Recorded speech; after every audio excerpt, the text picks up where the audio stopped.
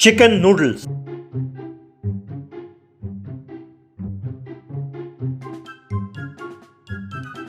एक गांव में माधव नाम का व्यक्ति रहता था। उसका इकलौता बेटा था कुणाल।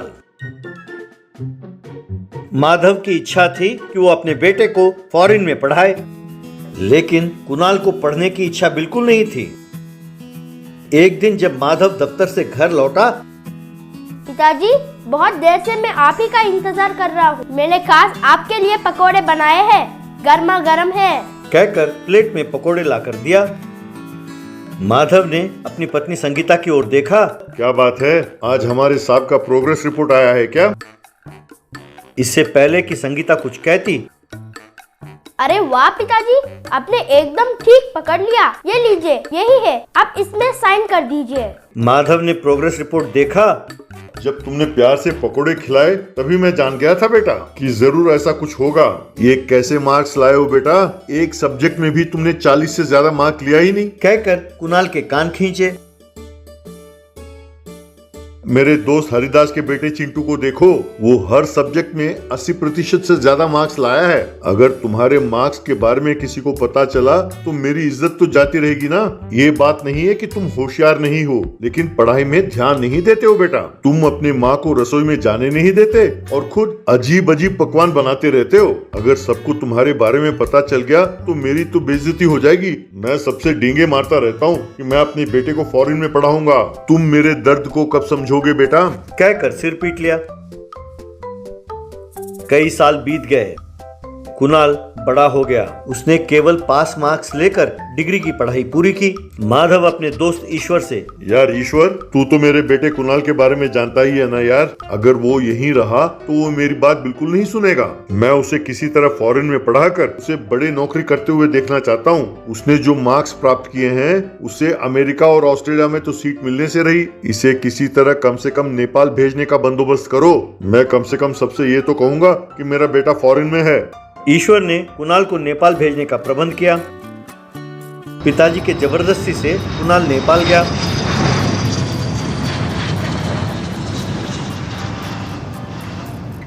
दो साल बाद कुणाल घर लौटा।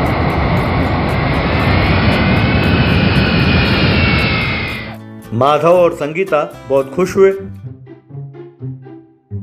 कई दिन बीत गए पर कुणाल नेपाल वापस जाने का नाम ही नहीं ले रहा था। दिन बर दिन माधव का टेंशन बढ़ने लगा।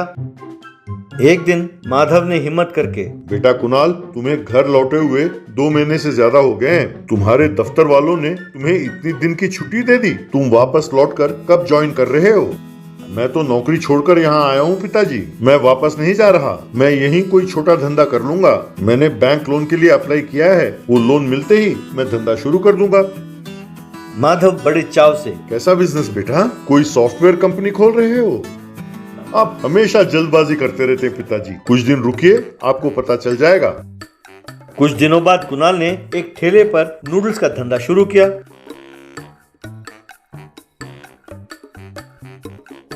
कुणाल के नूडल्स के ठेले को देखकर माधव गश खाकर गिर गया।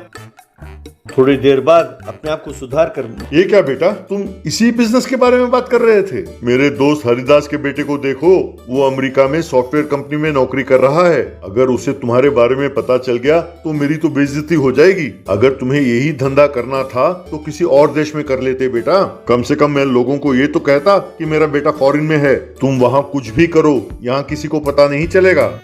देखिए पिताजी, मेहनत से जो भी काम करो वो छोटा नहीं होता। दूर के ढोल सुहाने होते हैं, जब नजदीक जाओ तब पता चलता है कि उसमें कितनी परेशानियां हैं। मेरे इस धंधे करने से कोई बेइज्जती नहीं होती। मैंने 2 साल नेपाल में मेहनत की और सीखा कि इसे बनाते कैसे हैं। इस उम्र में मैं आप दोनों के साथ रहकर आप दोनों का देखभाल करना चाहता हूँ। मुझे इसी बात की खुशी है। कुणाल अपने ठेले में chicken noodles, black noodles, chocolate noodles वगैरह बनाकर बेचने लगा। कुणाल के बनाए हुए इन नए किस्म के नूडल्स सबको पसंद आए। कुणाल एक ही वक्त पर दोनों हाथों से 2 अलग किस्म के नूडल्स बनाने लगा। बहुत जल्द कुणाल के नूडल्स काफी मशहूर हो गए और लोग दूर दूर से कार में आकर उसके नूडल्स खाने लगे।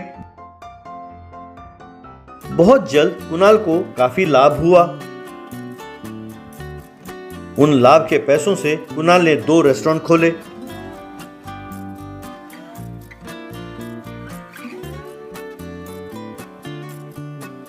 कुणाल के इस सक्सेस को देखकर माधव बहुत खुश हुआ।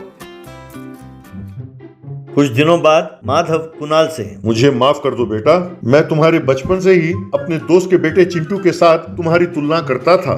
मैं हमेशा सोचता था कि वो बहुत अच्छी तरह पढ़ाई कर रहा है और तुम उसके जैसे क्यों नहीं हो। आज ही हरिदास से मेरी बात हुई, कह रहा था कि अमेरिका में कोई समस्या आ गई और चिंटू को नौकरी से निकाल दिया। वो मुझसे पूछने लगा कि क्या मेरे बेटे को तुम्हारे बेटे के रेस्टोरेंट में नौकरी मिल सकती है। तुम सच कहते थे बेटा, दूर के ढोल सुहावने होते हैं। आज मैं सीना तान कर कहूंगा, तुम मेरे बेटे हो।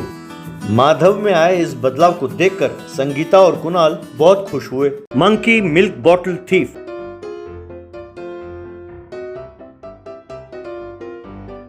एक गांव में गोपाल नाम का एक लकड़हारा रहता था। उसकी पत्नी थी राधा। एक दिन गोपाल लकड़ी काटने के लिए अपने साइकिल में जंगल की ओर गया। वहां उसे एक बंदर का बच्चा दिखाई दिया।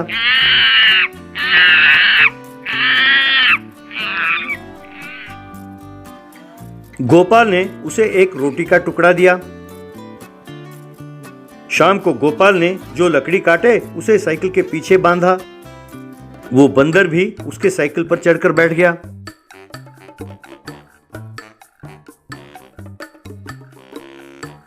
घर पहुंचने पर गोपाल से राधा, क्यों जी, यहाँ तो हमारा ही कोई ठिकाना नहीं है, अब इस बंदर को कहाँ रखें? बंदर, क्या कह रही हो? फिर अपने साइकिल पर उस बंदर को देखकर, अच्छा ये, अरे दोपहर को इस पर तरस आ गया था, मैंने इसे एक रोटी का टुकड़ा दे दिया। लगता है ये मेरे पीछे पीछे चला आया। कल मैं इसे जंगल में छोड़ दूंगा।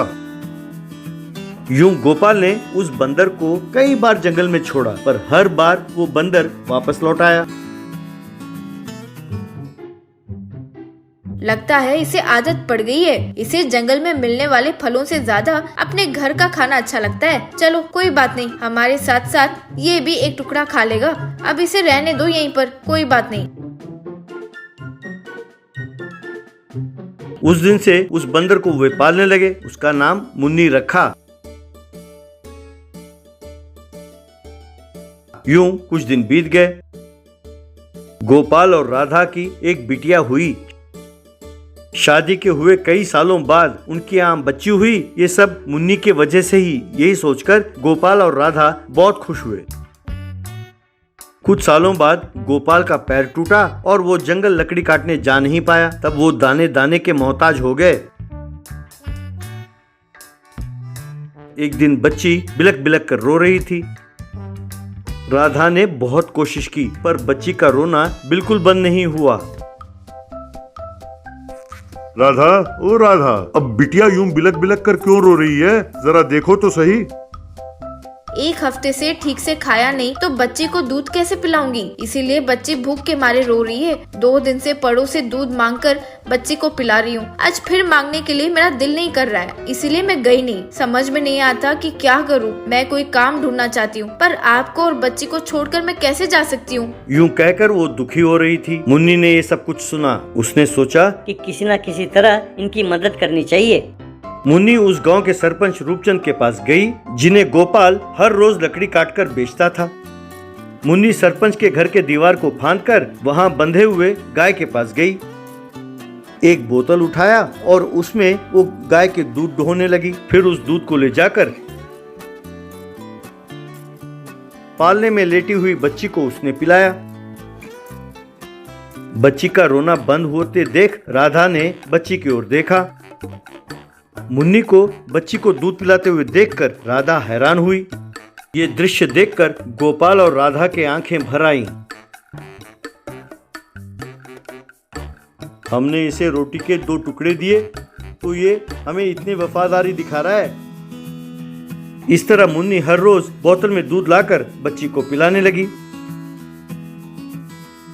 रूपचंद की पत्नी सोनम, क्यों जी, सुनो, आजकल हमारी गाय बहुत कम दूध देती है।